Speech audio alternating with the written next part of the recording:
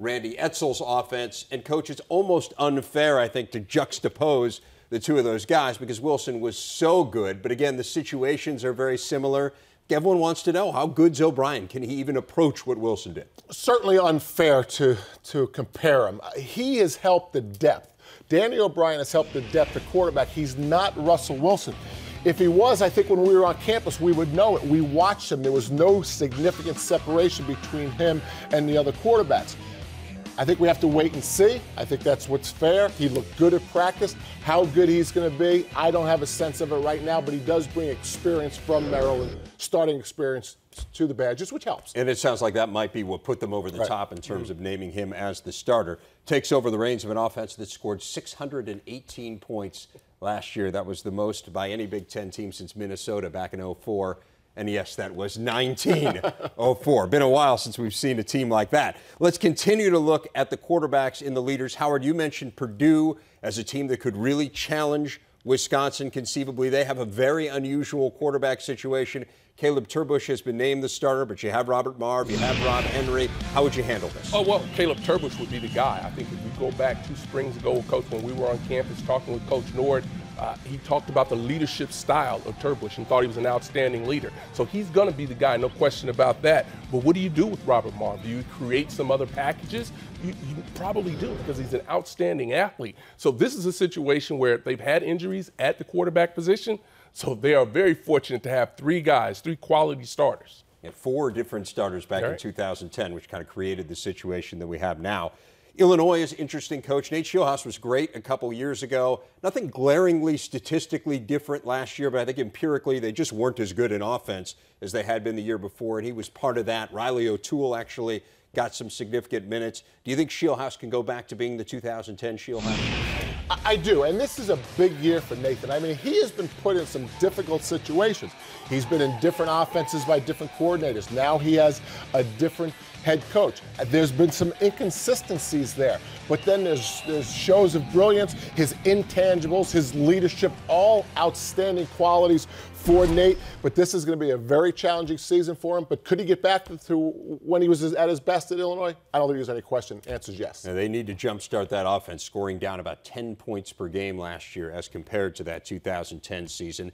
Ohio State saw a big offensive decline as well. They bring in an offensive guru in Urban Meyer, and now he will be teamed with Braxton Miller.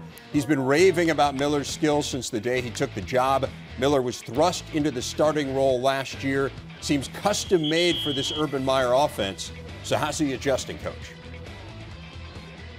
I think he's fairly comfortable. I think that'd be a good question for you guys to ask him, because I ask him all the time, and I can tell. I know, Brad. I think you asked the question, how much time have I spent with him? A lot. And I can read him pretty good now. When he likes something, doesn't like something. At some point, maybe not this first game, but he'll actually game plan for us. You know, and we always have the opening script of plays that we want to have run. At some point, he'll be the guy making that script. That's some heavy responsibility right there. How good was he? I thought when we saw him, he was outstanding. You talk about a quarterback really being able to grow into a system and understand what's going on. He was anticipating the wide receivers being open, where last year he was probably waiting for those guys to get open. You talk about being able to have him in the run game, it's going to be fabulous for him. So he's going to create a lot of headaches when it comes to defenses really trying to slow this offense down. But he's an outstanding thrower, and I think that's one of the things that's really going to help him there, Coach. You know, we see every team at a different point during camp, unlike when we try to go same time during spring. If that wasn't Braxton's best day of camp, it had to be one of his best days. There's a more interesting quarterback situation, though, in the Big Ten. How about Trey Roberson at Indiana? And here's why it's so fascinating. When he hit the scene in the Big Ten, we saw him running the ball. To me, he looked like Kellen Lewis. He looked like a guy who could bring Indiana to a bowl game because he could beat matchup opponents with his legs. But this year, Kevin Wilson changes the offense. They're going to more of a throw-style attack, much like the Northwestern spread. So the question is, how does Trey transition from a running quarterback to a passing quarterback? Obviously, if a guy can throw the ball and he can avoid like Trey, that's the best of both worlds. But can he be as good a quarterback throwing as he was running? It's going to be a real interesting thing to watch Trey transition to this new pass offense. Yeah, they struggled to throw the ball down the stretch last year. Just 4 touchdown passes, 9 interceptions in the last 8 games combined last season. Penn State has a new offense, too. They have the same quarterback in Matt McGloin. How does he fit with what Bill O'Brien wants to do? Well, I think he fits perfectly, and one of the indications is he was named the starter out of spring. Coach, when we were there, we thought Paul Jones might have an opportunity to unseat him and become the starter. But when we went back and saw him in the summer, we saw that he has a great command of the offense. His leadership skills are outstanding, and the players really follow him. And I think when you talk about an offense like this, that they're going to be running, Matt McGloin fits in. He has to do a better job of taking care of the football. That's where he failed last year, but I think he can do it. And you talking about leadership skills? I think one of the leadership skills that Bill O'Brien has showed is let's pick McGloin. We have enough other distractions. There's not that much difference. And maybe Matt was the clear-cut favorite.